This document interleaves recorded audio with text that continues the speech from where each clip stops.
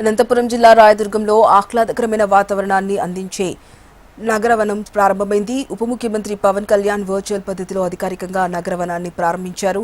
కార్యక్రమానికి ఎమ్మెల్యే శ్రీనివాసులు తనయుడు భరత్ హాజరై నగరవనంలో ప్రారంభించారు. 50 ఎకరాల విస్తీర్ణంలో ఉన్న నగరవనంలో ప్రజలందరూ సద్వినియోగం చేసుకోవాలని భరత్ కోరారు. మానసిక ఉల్లాసానికి, శారీరక దృఢత్వానికి ప్రాధాన్యతనిస్తూ సకల సౌకర్యాలను వనంలో ఏర్పాటు చేసినట్టు రేంజ్ ఆఫీసర్ మధుబాబు తెలిపారు.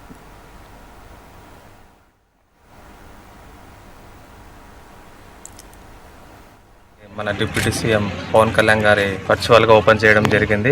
మన రాయదుర్గం ప్రజలు ఎట్లా అంటే మొత్తం గార్మెంట్ ఇండస్ట్రీతోనే జీవనం ఉపాధి సాగిస్తున్నారు. వారమంతా కష్టపడి వాళ్ళు జీవనం సాగిస్తున్నారు. వాళ్ళకు కూడా ప్రకృతిలో పిల్లలకు కానీ వాళ్ళకు కానీ పార్క్కి డెవలప్ చేయడం కానీ 2 కోట్లతో ఈ పార్క్ డెవలప్ చేయడం జరిగింది. వీళ్ళంతా రాయదుర్గం ప్రజలంతా దీన్ని సద్వినియోగం చేసుకుంటారు. ఈ రాయదుర్గం నగరవనం స్టార్ట్ చేసే ముందు టోటల్ ఇదంతా బ్యారెన్ ఏరియా, అంటే గ్రీనరీ అన్నది ఎక్కడా లేదు. దీన్ని పట్టుబట్టి జిల్లా అధికారులు, అటవీ శాఖ అధికారులు అందరూ ఒక ప్లాన్ ప్రకారం అందరూ టోటల్ సిబ్బంది మొత్తం బాగా కష్టపడి శ్రమించి టోటల్ గ్రీన్ చేశాం. ఈ ఏరియా అంతా 50 హెక్టార్స్ డెవలప్ చేశాము.